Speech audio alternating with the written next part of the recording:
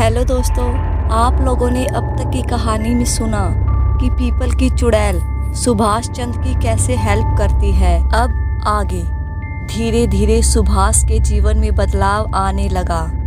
उसे लकड़ी के काम के लिए ऑर्डर मिलने लगे। उसके पास दूर दराज के कस्टमर भी आने लगे। सुभाष जब उनसे पूछता कि तुम्हें मेरी दुकान के बारे में कैसे पता चला, तब कारपेंटर सुभाष चंद्र के सवाल का जवाब कस्टमर जो देते वह सचमुच आश्चर्यजनक था।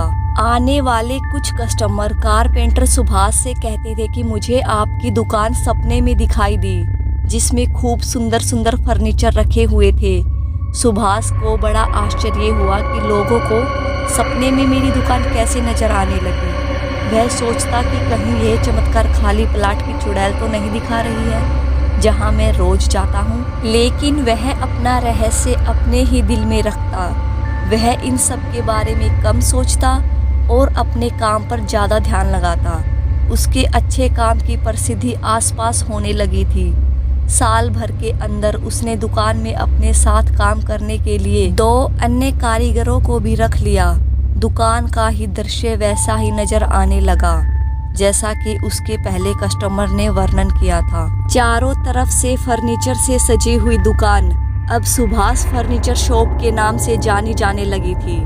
एक बार एक ओघड़ बाबा सुभाष चंद्र की दुकान पर आए। उन्होंने सुभाष के मस्तक को देखते ही कहा, जानते हो बच्चा, तुम्हारी इस तरह तरक्की के पीछे किसका हाथ है? सुभाष ने पूछा, किसका?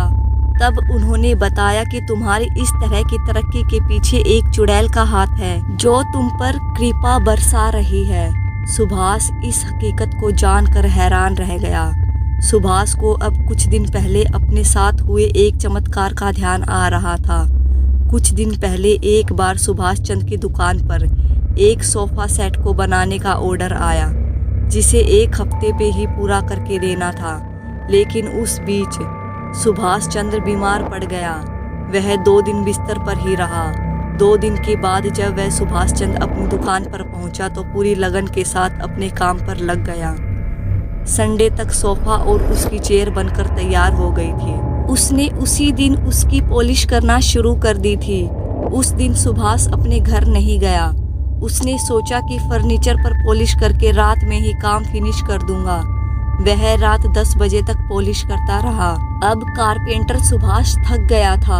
पॉलिश का थोड़ा काम बचा था, लेकिन बाकी काम कल सुबह कर लेंगे, ऐसा सोचकर सुभाष सो गया। सुबह जब उसकी नींद खुली तो 10 बज चुके थे। उसकी नींद तब खुली जब उसने किसी के उसको बाहर से पुकारने की आवाज सुनी। सुभाष हड़बड़ाकर उठा। देखा तो बाहर वह साहब आए थे जिनका वह फर्नीचर बना रहा था। उन्होंने अपने लिए फर्नीचर बनाने का केवल 1 हफ्ते का टाइम दिया था। आज 1 हफ्ता पूरा हो चुका था। उस व्यक्ति ने सुभाष से पूछा कि क्या मेरा सोफा सेट तैयार है? इससे पहले कि सुभाष मना करते कि अभी थोड़ी पॉलिश करनी बाकी है, लेकिन जब उसकी नज़र उन साहब के लिए बनाए गए सोफे पर पड़ी तो वह हैरान रह गया। उन बाकी बची हुई चेयर पर भी पॉलिश हो चुकी थी। अब सुभाष चक्कर में पड़ गया कि उसका बचा हुआ काम किसने पूरा किया।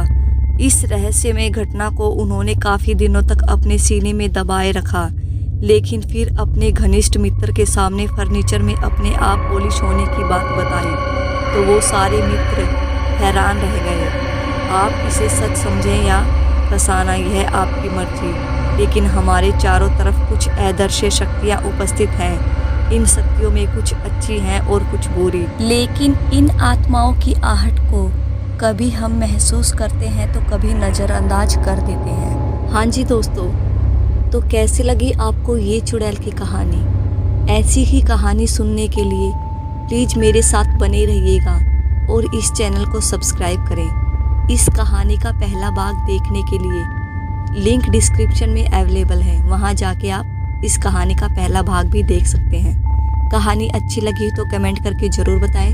चैनल को सब्सक्राइब करें, वीडियो को लाइक करें। अगर पॉसिबल हो तो इस वीडियो को शेयर ज़रूर करें। धन्यवाद।